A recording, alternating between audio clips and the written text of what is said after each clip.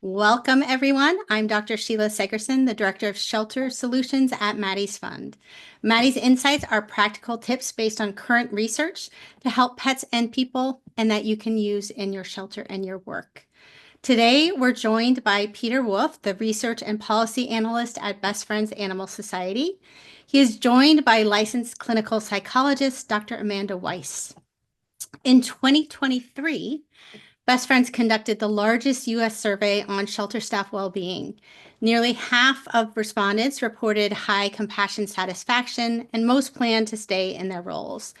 Yet over half showed high burnout, and over 90% had high compassion fatigue, raising concerns about staff well-being and the sustainability of life-saving efforts. So we're really glad to hear from Peter and Amanda today. Let's welcome both of them to learn more. Thank you so much for having us. I'm going to go through my portion of the presentation fairly quickly, and then I will hand it off to Dr. Amanda. As Sheila mentioned, Best Friends did this survey back in 2023, which seems like a lifetime ago. In fact, I don't think there's good reason to think we would see very different results if we were to repeat the survey today. This is actually my original title for this presentation, but thankfully I've got people around me to talk me off the ledge when I come up with ideas like this. But I think we can probably all relate to this popular meme. As Sheila indicated, my name is Peter Wolf. I'm with Best Friends Animal Society, part of the Insights and Analytics team. Lead researcher for this project we'll be talking about today. And Dr. Amanda is a licensed clinical psychologist and an expert in grief and loss, pet bereavement, and mental health in veterinary medicine and animal welfare industries. As I say, I'm going to talk a little bit about our survey result. I'll post, there's a QR code coming up where for anyone who wants to see all of the results, the full report is published online. And then Dr. Amanda is going to talk about practical tips for improved well-being. So just to jump in real quickly, again, this seems like a lifetime ago, nearly 2 years ago now. But we did this survey, got participation from 122 shelters in the US, 243 paid shelter staff included. Had we gotten a more representative sample, it would have been about 55% municipal shelters, so a little bit of difference that way. But again, we didn't see huge differences between the municipal shelters and the private shelters. So we still think the results are pretty representative. And as with most surveys, we asked, basic demographics, age, race, ethnicity, gender identity. We asked about staff role, how long each respondent had been with their organization. And we used two standard instruments. The first being this patient-reported outcomes measurement information system, or PROMIS. And this looks at three different domains: mental health, physical health, and social health. We chose this instrument in particular because it's useful for comparisons to the general US population, because a ton of work has been done using the PROMIS instrument. The second instrument we chose is called ProQual, or Professional Quality of Life. A little bit shorter and dealing with somewhat different domains, which I'll talk about in a second. Compassion satisfaction, burnout, secondary traumatic stress. We chose this because this is useful for comparisons to other helping professions, like, for example, nursing or first responders. And as I say, I want to take a minute to talk about this because this is sort of the focus of the next several slides. ProQual, again, it gets at three particular domains, one being compassion satisfaction, which is almost self-explanatory, right? The positive feelings we get from helping others. And again, keep in mind, this is for used commonly in all the helping professions, not just animal welfare or animal sheltering, but nursing, first responders, again, all of the so-called helping professions. Burnout, I think we all know what that is. Feeling exhausted, frustrated, hopeless, angry. This is not exclusive to helping professions, so anybody can feel burnout from their work. Okay, the one I think is most interesting is this secondary traumatic stress. And one of the reasons I think it's interesting is it took me a long time to sort of come around to the position that, oh yeah, this is a thing. This is being near, like I think of it sometimes as like, okay, the grenade's not going off in your foxhole, but it's going off into a nearby foxhole, and that has an impact on you that is stressful for you. In our case, it's what you're seeing with the animals, the people who care for the animals, all of that absolutely has an impact on our well-being. And this can generate fear, intrusive images and thoughts, sleep disruption. And again, this is specific to the helping professions, which is why I think it's so important for us to look at these secondary traumatic stress scores. Again, the full report is published online if anyone wants the QR code. And uh, just to be clear, everyone will have access to the deck afterwards. So if you don't have your camera handy at the moment, that's fine. But again, it's all published, open access online. So for the overachievers, you can dive in and take a closer look at the results. I'm just going to hit some of the highlights, specifically looking at the ProQual results. As I indicated earlier, the results are a mix of good and bad news. So on the one hand, nearly half of the respondents recorded compassion satisfaction scores in the high range. This is good news, right? Like, again, compassion satisfaction is the good stuff that we get from the work that we do. On the other hand, more than half of respondents recorded burnout scores in the high range. And when we get to secondary traumatic stress scores, it's even worse. About 90% recorded scores in the high range. Again, this not entirely surprising. I mean, I don't think we didn't go into this study thinking the results are going to indicate that shelter staff are doing just fine. Thanks for asking. We're doing fine though, right? We knew there were going to be issues. Didn't necessarily anticipate just how high these scores would be though. And the biggest surprise, so this is, I just want to take a minute to kind of walk through this because it's a little bit complicated. On the horizontal axis, we've got compassion satisfaction. Again, this is the good stuff. On the vertical axis, we've got secondary traumatic stress, the not very good stuff at all that we just saw a minute ago. And the general trend you would expect to see, as indicated by the orange line sloping slightly down to the right, as compassion satisfaction increases, you would expect that you can't be terribly high on secondary traumatic stress, right? One is expected to somewhat counteract the other. But then when you see where our scores landed, they're kind of off in this area with not too many others, right? That's the orange dot you see on the screen right now. So fairly high in compassion satisfaction. Again, that's the good news, but only a few dots are higher on secondary traumatic stress than the scores that we recorded for shelter staff. Who are these neighbors? Foster parents, and these are fosters of children, right? So I didn't know before I did this that people fostered kids. I thought they just fostered cats and dogs, but turns out people foster kids too. These are the folks here who have, they say, high intent, meaning they wish to continue fostering children. This other dot up here, also foster parents, but with low intent. They're done. They're ready to quit fostering kids. And again, you can see really, really high STS scores. Who else is by us? We've got responders to an Ebola outbreak and a previous shelter staff study. So the fact that the shelter staff folks are kind of congregated together, okay, that probably means we can trust the scores. But again, where we sit here, we should be nervous about this, right? So what are the implications for decision makers? And I say decision makers is if you're a municipal shelter, that might mean county commissioners or city council members. If you're in a private shelter, that could mean your board, right?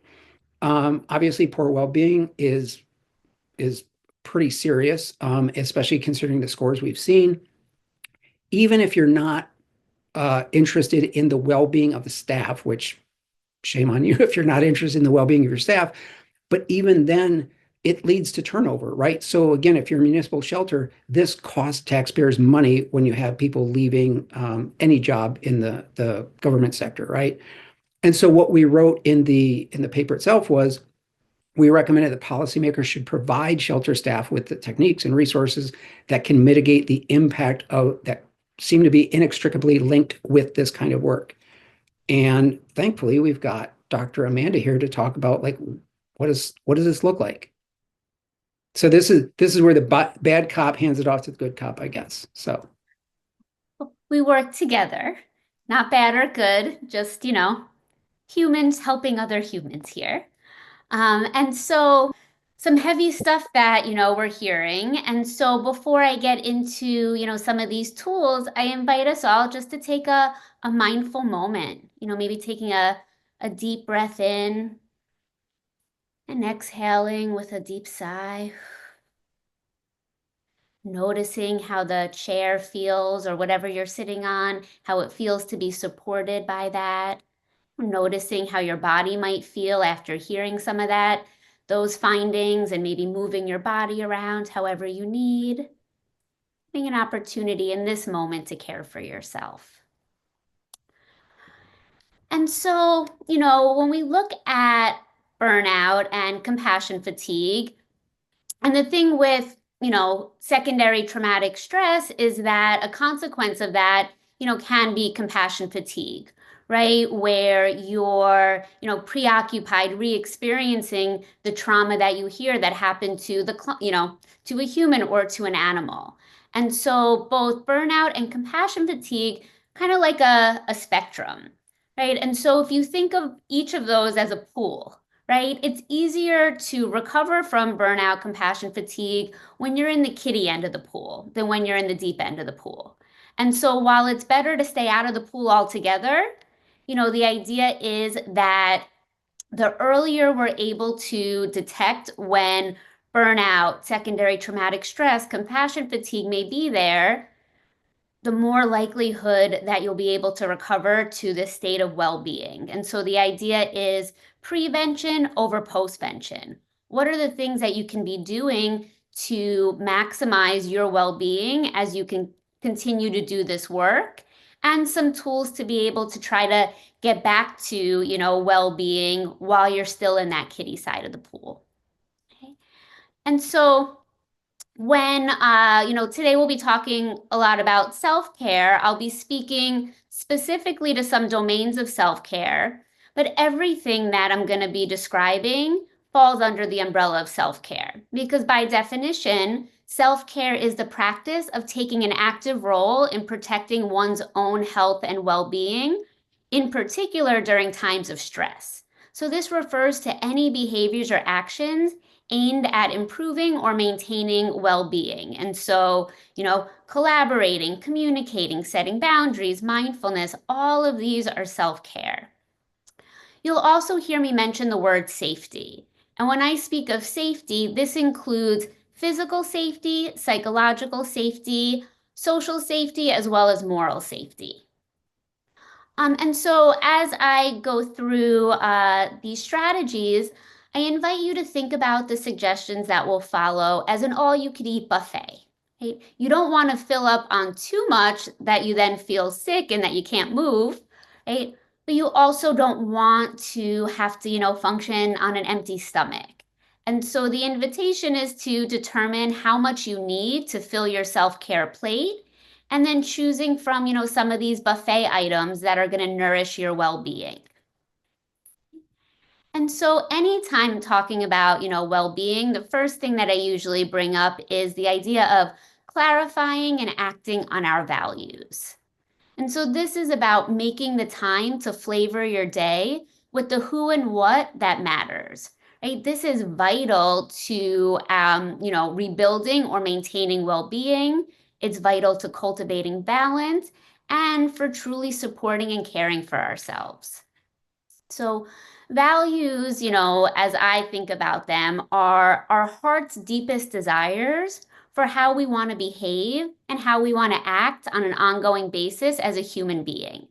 So what values aren't are goals, right? There aren't things that we can get or accomplish that we check off a list. It's like a lighthouse, something that we're actively continuing to move towards. And so when think about values as a compass, right? Our values can really help guide us. It can help guide us to how we want to act and behave in any given situation. It can guide us to even identifying what we want to, be a part of and connect with. And so values are so helpful in decision making and also in feeling a sense of meaning, purpose, vitality in the lives that we live. And so, thinking about what do you want to stand for in the face of the situation, issue, or whatever that, is happening, right? How do you want to put your values into play here, right? How do you want to treat yourself, animals, colleagues, clients, the community, etc.? How do you want to show up for yourself or show up for your well-being? What self-care values do you want to put into play? Right? So they can help give us a sense of, how we want to be, and then that'll give us direction of what actions, what steps to take to move us in that direction. And in any given day, there is so much that happens that's out of your control, particularly when it comes to the outcomes that you want and the outcomes that you get, right? Like that reality gap of what you want to happen and what is actually happening.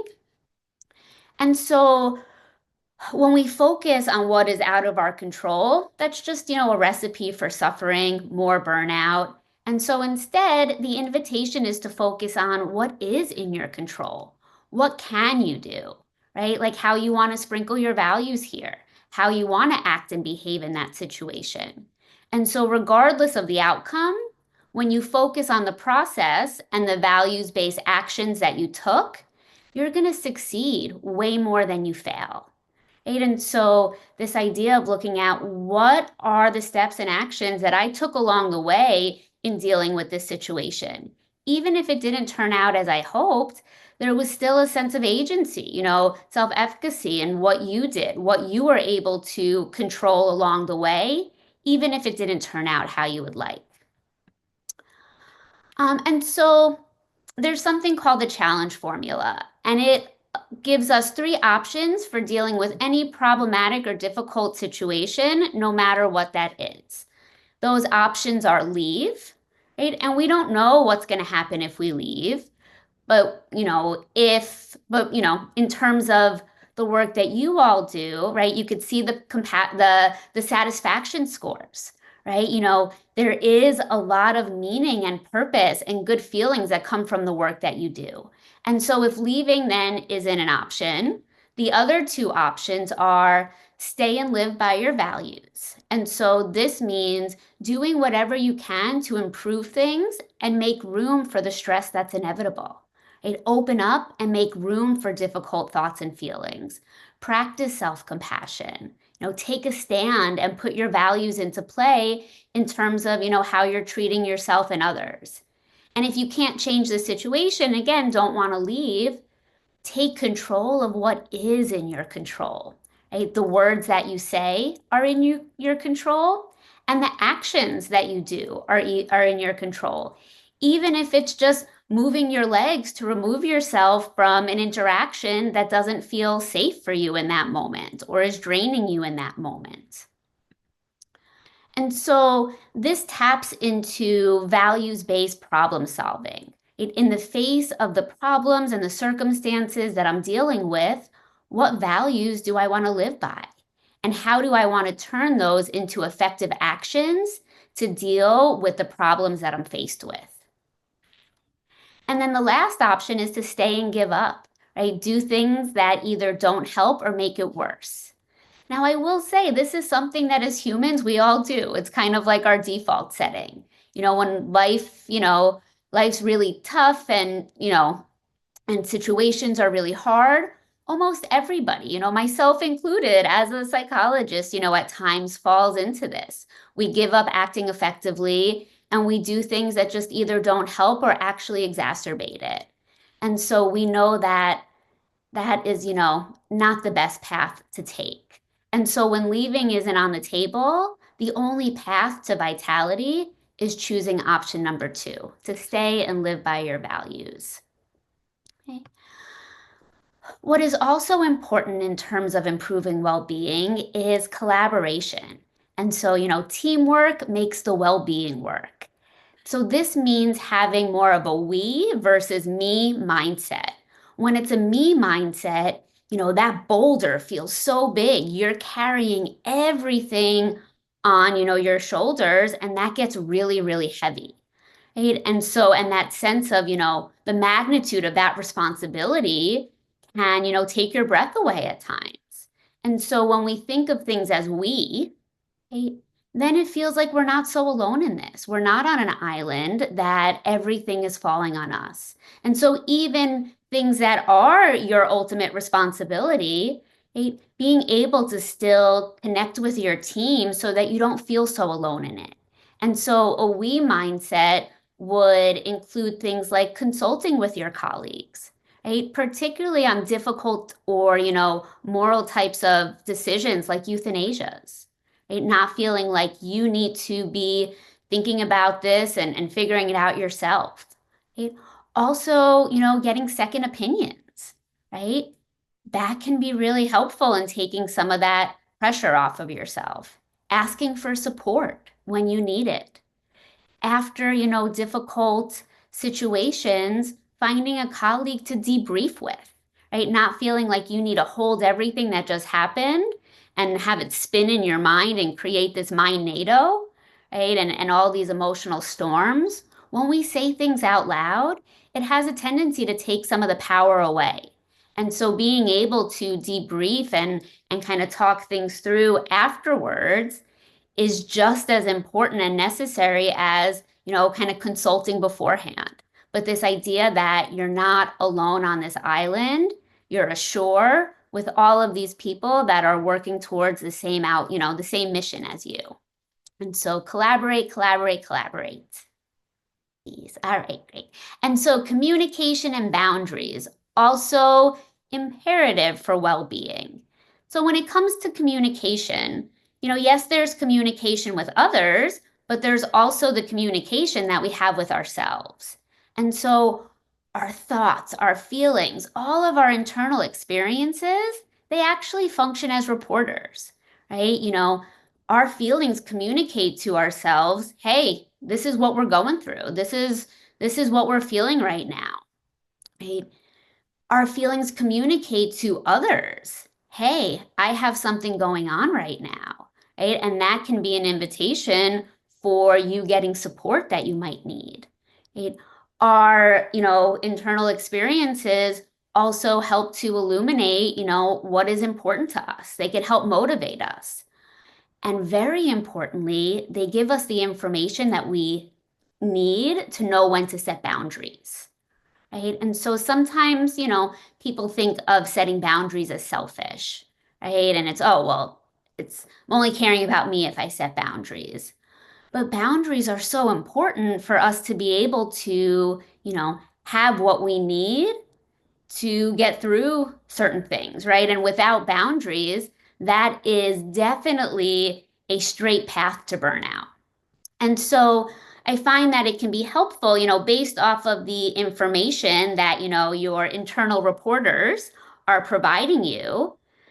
That's going to help guide you to set boundaries that are in the service of either the needs that you have or your values. Right? So setting boundaries in the service of self-care or well-being, for self-respect, self-preservation, self-protection, safety, whatever it may be. It could be setting a boundary in the service of playfulness, right? Something that you may need to improve your well-being. Right? And so this allows us to be able to, contribute, be a part of a team, but also honor your oxygen mask. What do you need to be able to show up in the way that you want to show up? And so it's important to remember that we cannot set or maintain boundaries for other people, right? When we set a boundary, we're setting that boundary for ourselves. We are the only ones that can control whether we maintain that boundary or not. Others are, happy to press on that boundary because they want to get what they want to get, right? But so it's important that in the face of somebody, testing a boundary, right, that you choose to maintain that boundary. What can you do, right, to still have that need or value met? And so as appropriate, you can be firm with your boundaries, or you can be a little bit more flexible, right? If somebody is, asking you to help out with something and doing that is in the service of something that's important to you, and you feel like you have, enough battery left in, for yourself, then you may choose to say yes, right? But other times, you may not have anything left in your tank, and it's more appropriate to say no. And so with communication with other people, there are skills and strategies that we can use. And so to both, have effective communication and then also to de-escalate conflicts. And so in terms of communicating effectively, try to be assertive, right? Like the wise owl versus, the passive mouse or the aggressive lion, right? Realizing the power of the pause. When we slow down and take deep breaths, it allows us to think about what we say before we say it, which then decreases reactivity. Try listening to understand what the other person is saying versus listening to respond. And so as humans, we have a tendency to do that. Somebody is talking and you're thinking about what you want to say next, but you may be missing out on important information that would help you to respond in a more effective way. Try using curiosity, asking open-ended questions or clarifying questions. Another skill, or strategy is to be mindful of your tone, right? Sometimes it really is how we say it. And so trying to have a neutral, more gentle tone may be received better. Using I statements versus you statements is another helpful way to communicate. When we use you statements, people have a tendency to get more defensive, right? And maybe a little bit more aggressive back. And so an I statement says, I feel blank when you do blank because, and then I would want you to do this instead, or I wish that, this could happen instead. And so other people can easily say, I didn't, if you use a you statement, no, I didn't do that. That's not what I meant. But people can't disagree with how it made you feel. And so when we start with I, it usually lowers people's defenses and they're able to hear and respond better. When the heat gets turned up, some ways to de-escalate that are validating the emotions or the experience of the other person. Validating by no means you're endorsing it or agreeing with it. You're just saying, hey, I can see that you feel really upset by this. Or, I noticed that, you have some really strong feelings about this, right? As humans, we like to feel heard and seen. And so when we validate the other person's experience, like we hear you, I see you, that is going to usually, it maximizes the chance that they're going to be open to what you have to say. So we start by validating and then can share what we're hoping to share in that moment. In terms of like taking ownership or apologizing, doing that only when it's appropriate, but being mindful of over apologizing, right? Not apologizing for things that were not connected to your behaviors, right? You can empathize with them, but trying, not to take ownership when the ownership isn't yours. But alternatively, if the ownership is yours, it can be helpful to acknowledge that. When you feel like a conversation or argument is just going in circles, try to shift the focus, right? Knowing that if you continue, you're just going to hit the same wall. And so seeing if you can pivot the conversation at all where there's an open door that's going to allow you to get somewhere else versus continuing to, be concussed by hitting the wall that you're in. And then lastly, is to try to strive, to find common ground. And so that common ground piece, especially in, the world that we're living in right now, can be a little bit more difficult. And so sometimes that common ground is, just acknowledging that both parties feel passionate about their sides, or the common ground could be agreeing that you disagree on how to handle it and that there isn't a right or wrong. We just have different opinions here.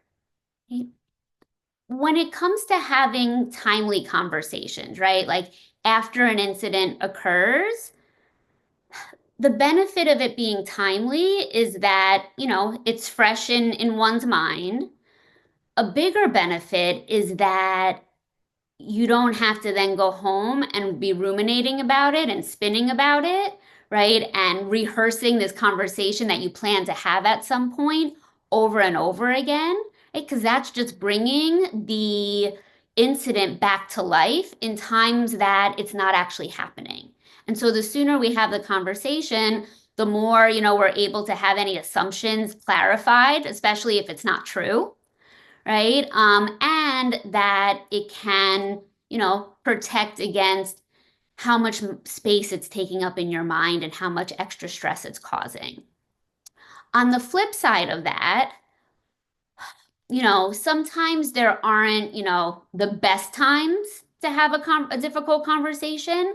However, there are definitely worse times to have it.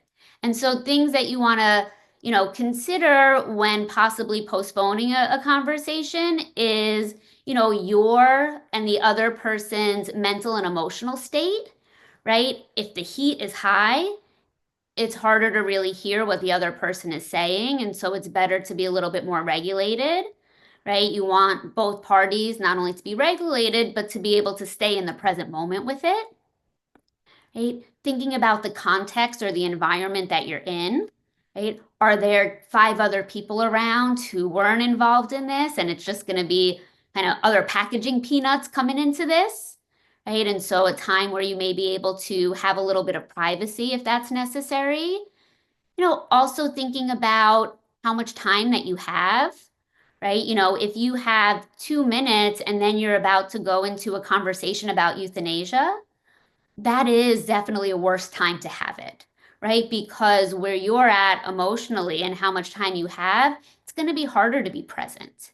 And so again, there's no, perfect time, but there's times where it's going to probably make it worse.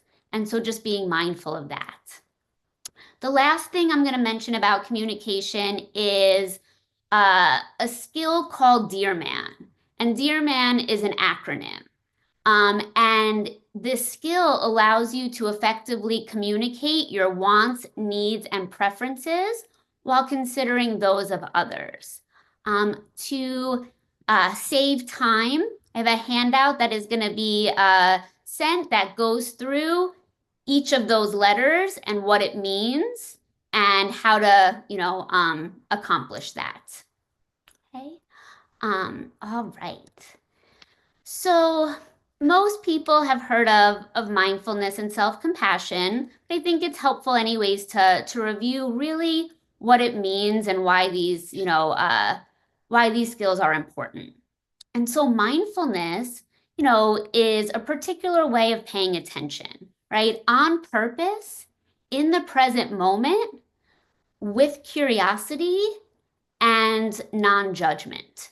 So mindfulness is it's not what we are looking at, right? It's how we are looking at it. There's a relational quality to it. And so mindfulness or meditation, and meditation is just is formal mindfulness. It's not about emptying the mind or simply relaxing. Relaxation can be a benefit, but it's certainly not the goal. Right? So what mindfulness does is it helps us to see problems clearly and as they are. And in the case of burnout, for instance, it's about facing the truth even when it's uncomfortable, right? So it helps you recognize and acknowledge that something is not okay so that you can address it with honesty and determination. Mindfulness also disrupts secondary emotional processes. So the feelings about feelings, thoughts about thoughts, feelings about thoughts, thoughts about feelings, feelings about thoughts about feelings about thoughts, which essentially, over time will just turn into a rumination or a mindnado, as I like to call it. And so mindfulness can help us to be with the natural thought or feeling that's coming up without adding more thoughts and feelings to the party, making it way more overwhelming and more distressing. Mindfulness also helps maintain open awareness of our experiences and allows us to regulate our current mood or mind state. It provides us with the opportunity to respond with clarity and intention rather than reacting on autopilot. It facilitates connections and so much more. Self-compassion, or I like to call it holding yourself kindly, means acknowledging the pain or difficulty that you're experiencing and responding with kindness. So it's showing up for yourself in a understanding, caring, and supportive way versus a more judgmental way. And so self-kindness inspires us to be brave and to take action to improve our situation. It means having the courage to set boundaries, to have difficult conversations, seek help, and stand up for your well-being. Another pillar of self-compassion is something that we call common humanity, right? That we all got stuff going on. And so, as humans, none of us are free of stress, suffering, difficulty, right? And so common humanity helps you feel empowered to make change by reminding you that you aren't alone in facing burnout, right? When you share your struggles with others who face similar challenges, and when you take a stand for yourself, remember that you're also standing up for them as well. So self-compassion is really the fuel that propels us to take action in the face of burnout and any other challenges. It's a source of strength and resilience in challenging situations, provides comfort and safety when we're soothing. It's a powerful antidote to the harsh self-talk that our inner critics love to throw at us. It bolsters psychological well-being and so much more. And so mindfulness and self-compassion are actually two wings of the same bird. And we know that birds need both wings in order to be able to take flight. And so mindfulness focuses on acceptance of experience and creates space, whereas self-compassion focuses on caring for the experiencer and creates warmth. So mindfulness asks, what am I experiencing right now? And self-compassion asks, what do I need right now? And so some examples of mindfulness and self-compassion strategies are paced breathing exercises. Right? And so paced breathing exercises typically involve counting. And so the breathing part of it helps to regulate our stress system, but the counting part takes us out of noggin land and into the present moment and giving us something neutral to focus about. Because if you're counting your breaths, you're not thinking about the situation that just happened. And so box breathing is an example of paced breathing. 4-7-8 breathing is another paced breathing exercise, right? Where you breathe in for 4 seconds, hold for 7 seconds, exhale for 8 seconds. Also taking mindful moments. And so this is something that you could do in 60 seconds or less that helps you to reset, to ground yourself, to recenter yourself. And we will also be sharing a handout that I created that is a mindful moment menu that gives you some options and these are ways to take mindful moments. And these are things that you can do, in between going from one thing to the next. You don't need 15 minutes or a half hour, just need 30 to 60 seconds. Also trying to notice and name your internal experiences, right? When you name it, you can tame it, right? So saying, here is overwhelm, or I'm noticing guilt feelings. Holding yourself kindly, right? In terms of self-compassion and being more gentler with ourselves, think about the kind of friend or colleague you want by your side, in this situation. What words or gestures would you want from them? And then try offering those to yourself, right? So this can be kind words, right? When you name and notice and name overwhelm, here is overwhelm. Offering yourself kind words, may I be, gentle with myself, May I, take a step towards what I need to manage this? May I be patient, understanding, right? But again, something that is gentler than criticizing or condemning yourself for how you're feeling.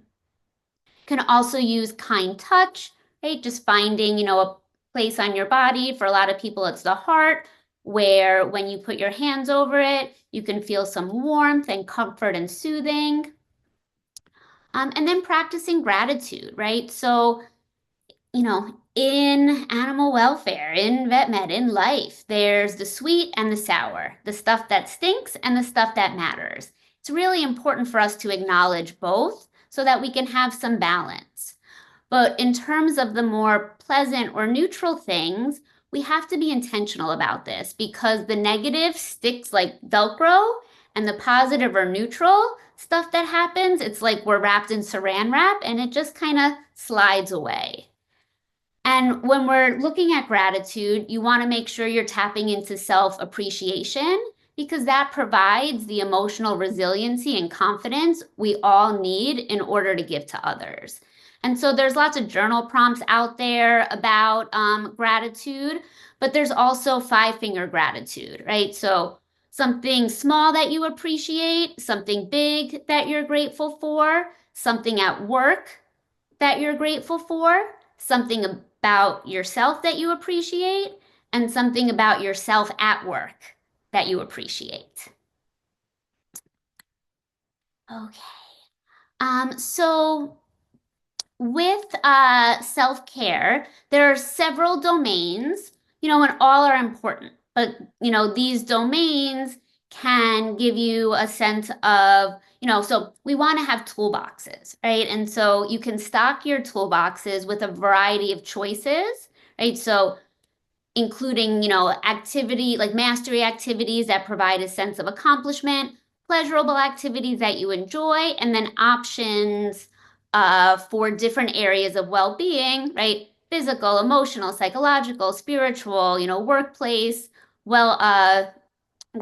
well-being as well. And so you'll see here, I gave a lot of different examples of what those could look like. A couple of things I just want to mention here is to make sure the self-care practice or action is realistic for that particular minute, hour, day, or week. Choose and schedule simple self-care acts. Think small. It's starting small increases opportunities for success, which then often helps us to boost motivation to continue. You want to be flexible. It'll never be perfect. Follow a plan, not a mood. Our feelings usually change as we take the steps towards our well-being. Right, next slide. Okay, this is just so a compassion fatigue specialist put this list together of the top 12 self-care tips for helpers. You can take a picture of this or look at it. One thing I want to mention here is about the professional peer support group. So that has a lot of benefits, but one of the primary benefits is not feeling alone, right? And again, we know that not feeling alone is so, so important. Okay, next slide. All right, and so there are, 5 key ways that managers can build a resilient team. And so the first way is modeling their own resilience. And so what that means is, modeling their ability to control their emotions, attention, and thus their behavior, their ability to manage expression of their feelings, being able to accurately identify the cause of adversity, having the sense that, we can solve problems and succeed, being positive and realistic about the future, modeling, an ability to read others' behavior, understand their states, and build relationships. And then, this continued drive to take on more challenges and opportunities.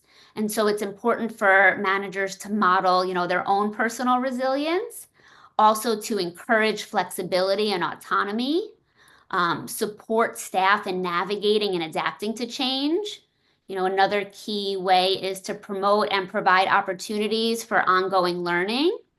And the last key way is to help staff connect with a sense of meaning in their work.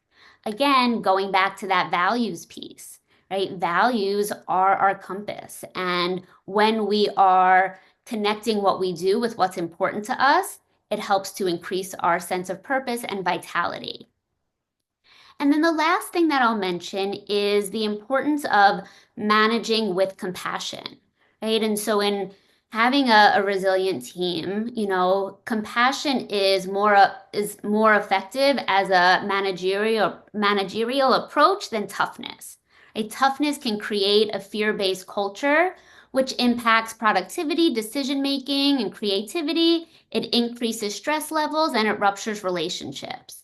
And so a compassion mindset involves being mindful, right? Like we learned about a little earlier, learning to empathize. So managers putting themselves in their staff shoes, how they might be experiencing it, and forgiveness, right? Being able to let go and not hold on to resentment or people's past actions.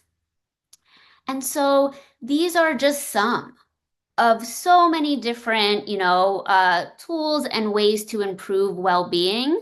Usually, I can talk about this for 3 hours and there still be more to share, but that I hope this starts, get you thinking about, what is tangible, what is in your control that can help to, improve your well-being. And so as we wrap up, taking few more mindful breaths, but I also invite you to, think about some of the tools and strategies discussed and set an intention for what is one thing that you heard today that you want to, starting after this, webinar, put into play. And then just take it from there. All right, so in summary, as the survey, results illuminated, you are not alone in this. And so and in terms of improving well-being, you can still experience, compassion fatigue and burnout doing meaningful work that you're passionate about. And so this is why prioritizing self-care and safety at the individual, professional, and organizational levels is vital. And these are the ways that you can, get started on that. All right. Thank you so much, Peter and Dr. Amanda. This was an absolutely amazing presentation that I really appreciated.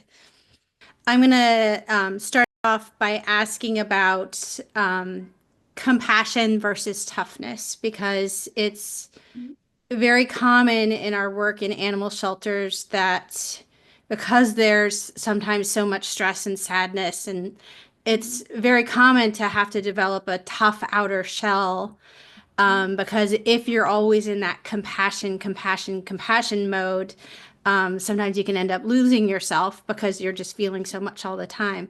So can you talk a little bit about some suggestions or how to navigate all that? Absolutely. And so, to your point, compassion could quickly turn into quicksand, right? When we don't have our boundaries in place. And so, compassion means, kind of being understanding with others, right? The toughness piece is more about how one relates to another one in terms of like the tone, how they're saying it, right? Toughness in terms of like, oh, just get over it, right? Being a little bit more harsh or critical. Whereas, we can set boundaries and be firm, and we can do it with a neutral tone, right? We can, say, and I really appreciate, how much time, how much effort you have been pouring in, and we need a little bit more focus on this, right? And so still setting that boundary, but not being like mean, harsh, or cruel. And so what, toughness in the sense of protecting oneself, that's that boundary for self-preservation, for for safety. Great. Thank you. Does that answer the question? Yes, it does. Thank you so much. That was wonderful. So next is that survey results were from 2023. I feel like compassion fatigue is even more common now. How do you deal when the public views and comments are the ones causing that compassion fatigue? Example, those who have to euthanize for space. Yeah. So this is where self-compassion can come in, right? And that mindfulness, being able to first identify, what is this bringing up in me, right? And then what can I offer myself in terms of comfort and soothing in this, right? Sometimes it's, like acknowledging, yeah, this really, stinks. And unfortunately, this is the reality. And what do I need to, comfort and soothe myself in this, right?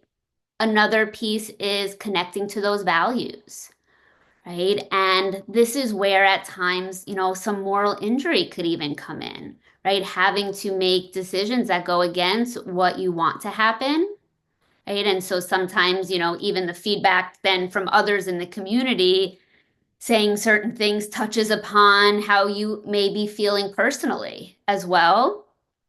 But this is where, being able to fly the drone up a little bit higher and look at, hey, so what other factors are, involved in this that are out of my control, right? And so while others may be placing blame, the important thing is not to internalize that, right? And so this is where in those moments, using something like a paced breathing exercise to kind of be with whatever you're feeling without having all of the other thoughts, feelings, criticism, stories that your mind is telling you coming in.